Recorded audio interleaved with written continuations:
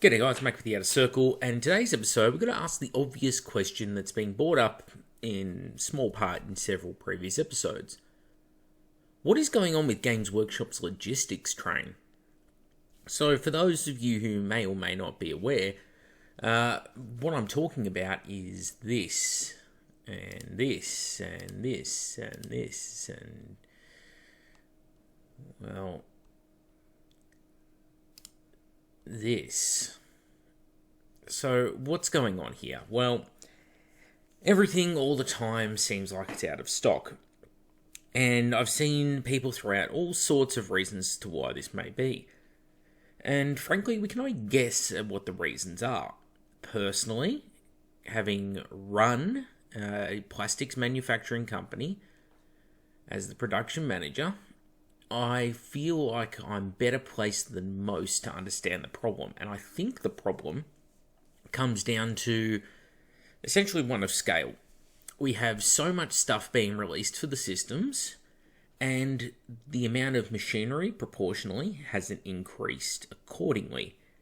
Now, some might say, oh, it's because they can't get materials out of the EU because of Brexit and blah, blah, blah. I think that's a bit of cope. Much larger companies, as well as smaller ones, they're getting their materials just fine. And I had no trouble getting materials into Australia, which is, historically harder to get materials into because, island, middle of Pacific Ocean. If I had no troubles getting a hold of multiple different types of plastic, there shouldn't be a reason why Games Workshop is. If they are, I am concerned by that because they should have, at the size their company is, plenty of pathways open to them in order to mitigate the problem. Whether that's importing their plastics from the United States, or from Asia, or from setting up production facilities in different countries, whatever it might be. There are many approaches that could be taken. However, what seems to be happening is just a general shortage of all miniatures. So where do I begin to sort of talk about this problem? Well, I think the most obvious place to begin is just how many new kits do we seem to be getting per annum? And let's think about how many kits are currently in production. Now, I'm no Games Workshop stockist. I can't tell you how many models they have. But just with some quick maths, if I carry the one, there are at least 8 more kits than when I was 4 years old. At least 8 more. Yeah, I'm being facetious. There are thousands of more kits than there were when I was a child in the 90s. So, what gives here? Well, if you increase the amount of miniatures you're producing tenfold, then you need a proportional increase in the amount of machinery that produces it. That is pretty obvious. Even with advances in die design and changes to the materials and fitting more miniatures onto the sprue, whatever it might be, there is sort of a finite approach here as to how much you can squeeze out of the proverbial production bottleneck before you get to the point where, okay, I have serious issues here with my production. And part of this is sort of exacerbated by the fact that they don't seem to know what is going to sell well and what isn't going to sell well. So they overproduce on some things, underproduce on others, over-deliver to some stores, under-deliver to others, and it's all a big shit show. Now, these are things that typically shouldn't happen in a business.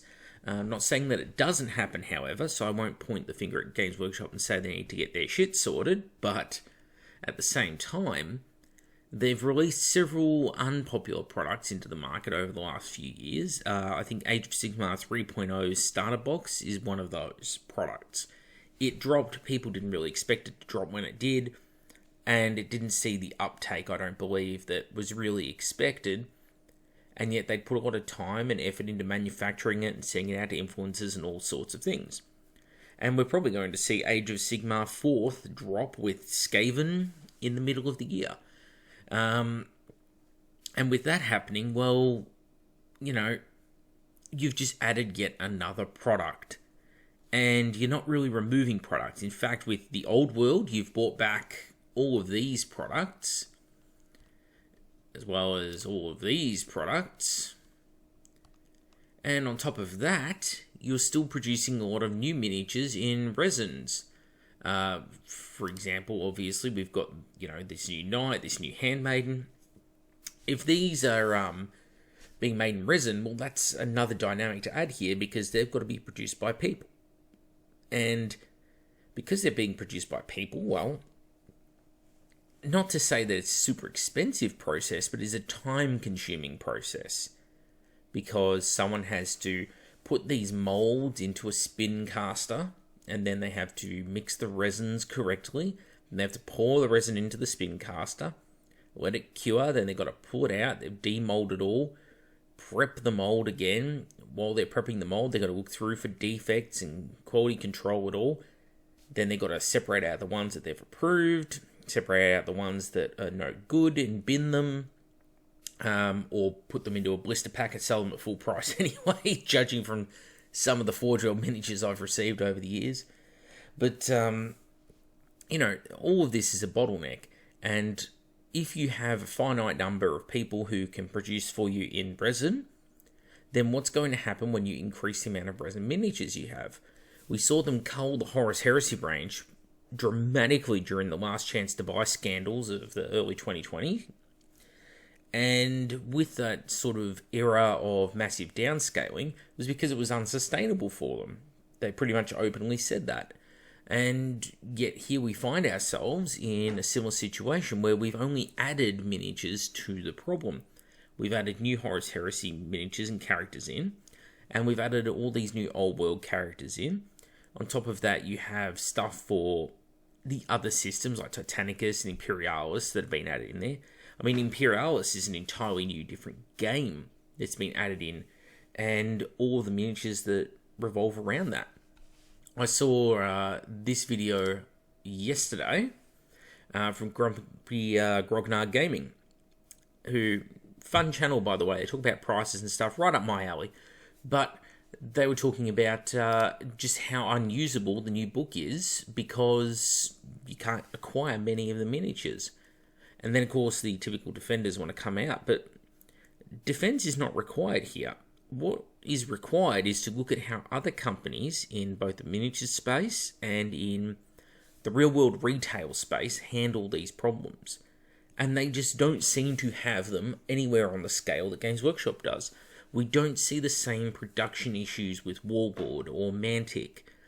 We don't see the same production issues happening with games like Bolt Action or Catalyst. They seem to be pretty on top of it. Same with Cool Mini or not. Granted, a lot of these companies are producing stuff in China. Okay, if that's a temporary stopgap one has to take, then so be it. There's a risk inherent in that, though. If you want to produce miniatures in China because you're like, okay, we know we've got a massive production shortfall and they can make up for it, well, proportionally, you're probably going to see issues with that because, well, they might take the miniatures and create a new market for them. And just make a recast market using your molds or taking all the seconds or any overproduction that they perform. They might sell on cheap online in other means. And that cuts into your slice of the pie. But me personally, I think that this problem was created by Games Workshop, therefore it's up to them to resolve the problem of their own making. I can't feel pity for them in this regard. You should be looking at manufacturing other countries, but Games Workshop is reluctant to set up their company in other countries. Similar reason to that, but also because of money. The people who are making the calls at the very top of the company, let's be honest here, they're not miniatures production specialists. A lot of these people they're from various different industries, and, there are people who are like supermarket managers, for example. The hell does a supermarket manager know about producing plastics? I know infinitely more than these people about the problem. But they're the ones who are entrusted with the keys to the car. They're going to be the ones who have to approve this stuff, and they go, geez, what is the risk inherent in here? And if they say, well, we think the risk is pretty severe, that in the next 15 years that plastic miniatures are going to go by the wayside because of the rise of 3D printing. It's gotten so good in just the last 5 years. What's it going to be like in 15 years? Oh, we need to change our business approach. Do we want to set up additional manufacturing? Do you want to go to the expense of building a factory? Because it is a huge expense, and unless you buy a bunch of new machinery to fill it, it's going to necessitate you dismantling your old factory to supply all the machinery for the new one, which means more production downtime because you're going to be shutting down machines to move them across, which is a process that takes, I can tell you this from experience, days per machine, because you have the entire decommissioning process, loading it onto vehicles, transporting it over, reassembly, and then all the little headaches that come with it. And believe me, there are headaches. Many extrusion molding machines come with a rear half, a platen half, where it's all your hydraulic system for moving the die open and closed, and the clamping mechanisms, and the other half of the machine typically is the hydraulic pump, hydraulic reservoir, all your electronics for the machine, as well as the extruder. And then these two halves, typically because of weight, it's in two halves. They have to be then craned back together, married up, and then everything reconnected by both your technicians, hydraulically and of course electrically. Everything's got to then be powered up. Something always goes wrong during this process. There's a relay that's been knocked or whatever it might be, and then the fault finding has to begin. It's a huge process moving these machines. And if you've got to move 70 or 80 of them, well, I've done about 12 of them. So 70 or 80 that's a significant headache. And that's assuming that, you've built this new factory, you've got it all up to code. This factory is costing you money as well the whole time you're building it, because you can't put any machinery in there until it's all signed off and approved by the relevant authorities. And Britain is full of busybodies in councils who are self-important and think that their unelected bureaucratic opinions mean more than the average person, and the amount of red tape and regulations in that country is excessive. So they're going to build this huge factory in England that's going to cost them a whole bunch of money to make it. They're not going to be able to put anything in there until everything is signed off by the local government. And among the problems that that's going to have is power. The power system is going to be incredibly expensive because the amount of power that injection molders draw, I know that I think with 16 machines and running over an acre of solar panels to assist, an acre of solar panels was pulling in maybe 25%, if I'm lucky, of the power that was needed. This is Australian sun, not the dim light bulb that is the sun in Britain. We were pulling maybe 25% on a beautiful summer's day in Australia of the power we needed to run those machines. So, yeah, power is a huge limiting factor here. So let's say they get the power, they get the factory sorted, they go through the production nightmare of dismantling all of their old equipment, bringing it across and setting it up in the new factory. This bottleneck is only going to get worse. And the more and more old armies we see coming back into production, the orcs and goblins and things like that, the more and more issues we're going to see because of this. In addition to this problem is the problem of choosing what to run when. So, as I was saying before, we have issues where they seem to oversell and undersell some boxes. They go, oh, we think we'll sell, 10,000 this box. Oh shit, 20,000 people registered interest. Uh-oh. Right? Think your 40k starter sets. Very popular every time, never seem to make enough of them to fulfill all those orders, and they end up having scalpers and all sorts of issues. Scalping is endemic at the moment with the company. Okay, what do you do here? Well, you need to look at historic trends as production managers. So you go, okay, last year we sold 10,000 of this unit. There was no new codex for them last year. There is a new codex coming this year. They're going to have pretty decent rules. Therefore, we think that they're probably going to be selling at even higher quantities than last year. So let's prepare to make about 15,000 of them this year. But we'll tool up for 10,000 immediately because we know that's what we did last year. So I would try and produce that 10,000, do a nice big run, because the bigger the single run I can do of a single product, the better, because that means I've got a mold in there, I've got it running, I've got it set up, everything is going smoothly for me.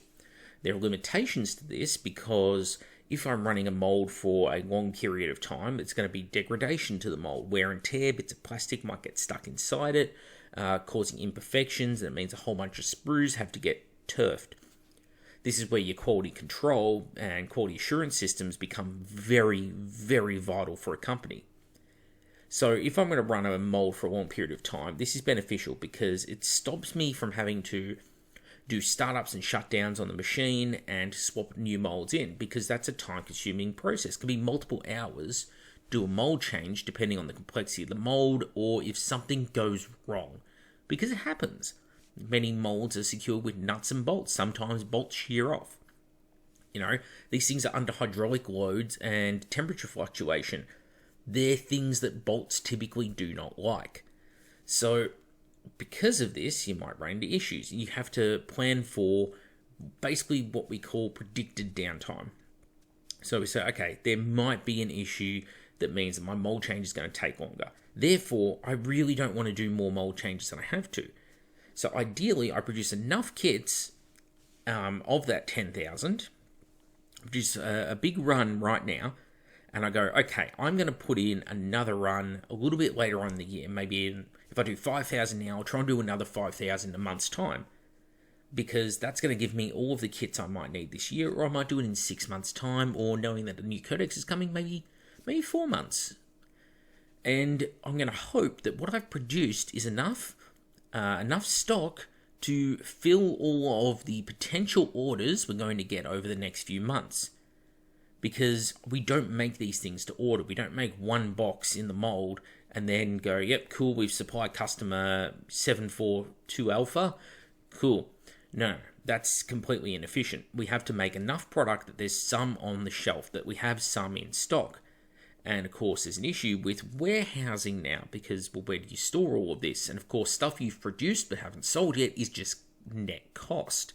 There's no reward to it until you've actually sold it, accomplished something with it, as it were. So you produce a whole bunch of miniatures, and then you chuck the next thing in, and the next thing. And the idea is that you build up enough of a back catalogue of all these different products that no sooner is one starting to run low on stock, that mold is already back in the machine, topping it back up. But to understand this process, you've got to, two things have to come into play.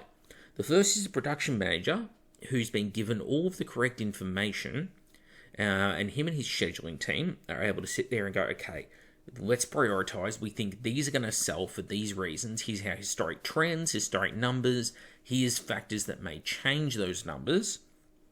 And if they're all across it, then they'll be able to correctly predict and pump out the units that they need. Great.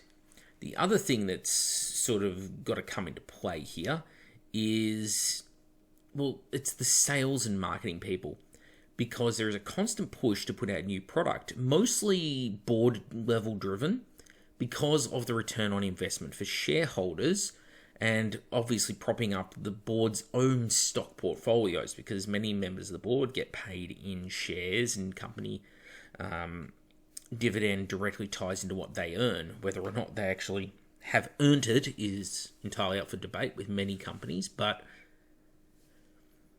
what you have is a group of people who are going to force products to launch, whether or not they're needed and whether or not it's the correct time. A good example of this was Age of Sigmar 3rd edition. 2nd edition was not in a terrible place. In fact, I think 2nd edition Age of Sigmar was quite a good game. And in the middle of COVID, with people not being able to go out and play games and being locked down, they dropped, towards the end of COVID, they dropped another edition. And we're about to get Age of Sigmar 4th edition. There are many factions who pretty much didn't get touched in 3rd edition, and we're already getting 4th edition. Because they've brought it down to a 3-yearly release cycle. Same with Warhammer 40,000, same with the Horus Heresy, it seems. They're forcing these releases out, they're forcing these books out, and in many cases, they have to shortchange some of these products, especially when it comes to the book side of things, so codexes, army books, whatever you want to call them. And what we're getting less products in them, because they just can't keep up. For whatever reason, they can't sculpt them quickly enough, they can't prototype and make master molds and get them into production. And you're seeing books released now that are expensive books because they've still got to pay all of the costs associated with producing a book, but the content is really, really lacking. And Legions Imperialis is just the latest symptom of this, or the latest symbol, I guess, of this, where you have a book released and it's like, okay, there's already a bunch of units coming for another book. Shadow Sword, for example, has been shown off. It's like, well, how many months away is that book? If you've got the pictures now, why aren't you putting the bloody rules for it in the book now? Legends Imperialis, as it stands, has less units in the game than original Epic did on launch. Well, in 30 years, why has nothing improved? Well, because of, again, corporate meddling. They've gone, we don't want people undercutting us in the market. We don't want competition getting out there and going, well, you didn't make rules. You've made rules for this unit, but you didn't make a model. Therefore, we're going to make rules and a model for something similar, and we're going to sell that, and we're going to undercut your Games Workshop. But pissing off the fans, cutting off your nose to spite your face here, this approach has led to disastrous consequences for everyone because we get models pulled and we get very, very small books and we lose a lot of flavour along the way. It's disheartening to say the least. So all of these things tie into production woes. And if you look at new products being released, I mean, let's apply a common sense filter here. The Lehman Russ battle tank, it exists, does it not, for the Astra Militarum in 40k. Well, if we have the Lehman Russ battle tank for the Astra Militarum in 40k, why are we producing a Solar Auxilia Lehman Russ for 30k? If a Solar Auxilia Russ for 30k is a direct competitor to that Astra Militarum one, what is going to stop people from buying the newer, better kit? Well, now you've created a product that's going to compete with your own other product. So what do you do as a company here? Because you had a mold, the mold was decent condition, it wasn't costing you money to have it, it's paid itself off, it's pure profit. Now you've got a new mold that you've got to pay for with a new tank and all the extra expenses. You pay to designer to work on this vehicle for X amount of days or weeks. And because of this, what do you price the new vehicle at? Because if you price your Lehman Russ, you go, geez, it's got no side sponsons, for example, and we're not including all of the weapon options in it, of course, because that would be too convenient. We do 3 sprues and that's it, because that's what our machines handle on a mold, and we don't want to exceed this. You go, okay, we're going to produce this particular kit, but we don't want to compete with ourselves. What do? Price them the same. And that is the dumb mentality of the company. So I'm going to give you the smart mentality here, which is you make the kit, you make it cheaper because there's less stuff in it, and then you have a separate sprue with the side sponsons and you make that its own product. If you're going to have 2 products, do it that way. And then you can sell it for cheaper and hopefully ship more stock because, yes, it's great to have very high prices. This is Games Workshop business model. They love high prices, and that means you need to sell less miniatures to make the same amount of money. My personal take is I prefer lower prices but much greater volume of output. Higher volume of output means that we're going to make the same money, we just have to do it over more miniatures sold, which means it is harder because you've got to sell more miniatures. But a horrible realization here for the company is that people want to buy the miniatures. They just can't buy the miniatures because they've gone out of their way to make them very, very hard to purchase. So with that in mind, the new Lehman Russ is a direct competitor to the old Lehman Russ. And so the solution was just to make 2 vehicles that are the same level of expense. It just boggles the mind. So marketing and sales teams and directives coming from upon high, because there's a lot of people in the management process, a lot of people who have lucked into their position is the only way I will put it. And all of these people that are involved in the process are essentially a jamming mechanism to the cogs of progress. And the production manager and the scheduling team and the production crews are hamstrung heavily by a very top-heavy company that is so interested in new products and new releases and new marketing hype and FOMO and all of that, that they are struggling to push forward and actually procure and produce the miniatures. And I don't believe this is Brexit related and, oh geez, it's hard getting plastic across the English Channel. No one gives a shit about those lies. There's not hangovers from COVID, although COVID didn't help because production was limited during that time period, but sales were high. So they sold out all of the back catalogue of stock they had, and rather than wait and replenish and take a year or so to just say, let's slow down on the releases and let's not bring out a new edition of 40k or 30k or Sigma. Let's just slow down and replenish what stock we need.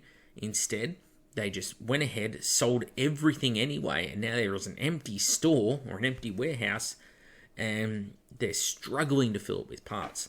This is my belief. Of course, I cannot prove any of this, but if you do work for the company and you have some insight you would like to share, please email me. I will keep it completely anonymous, and even if it's just to fill my own head with understanding, because you would not like the information shared in an open forum, that would be fine by me.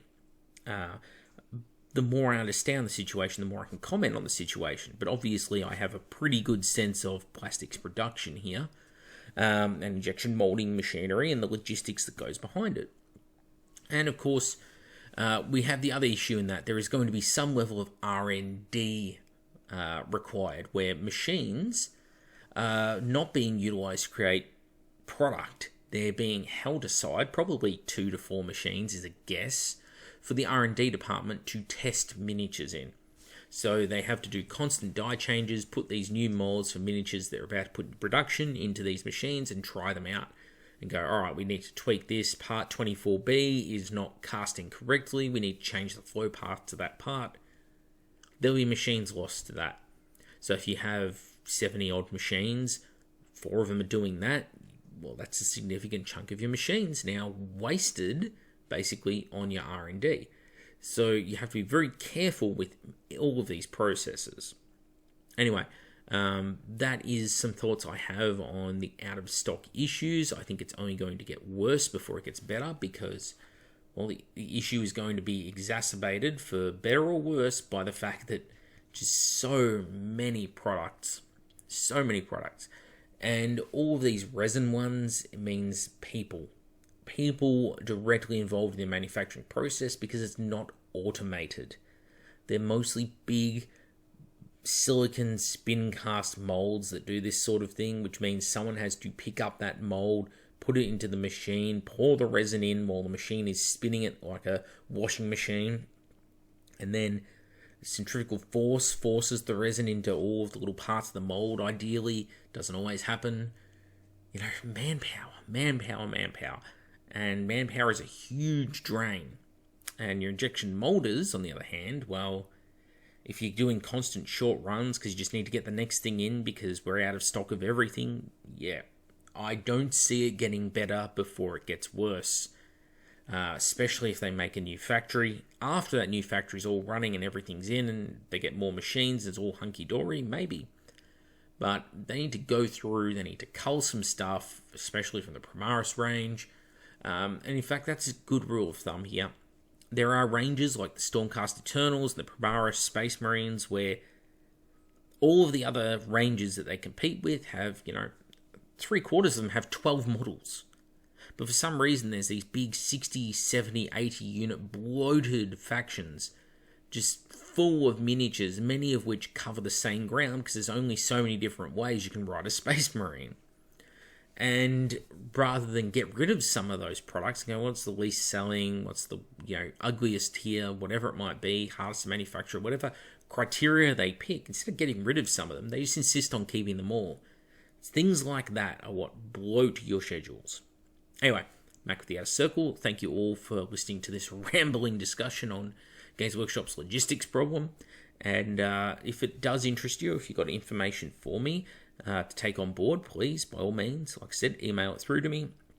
The outercircle30k@gmail.com. And please, any questions you have, comments below. If I can't answer them, I guarantee there are people who are also experts in this industry who'll be able to chime in and give their 2 cents, and hopefully we'll be able to come to some sort of consensus. See you all on the next episode.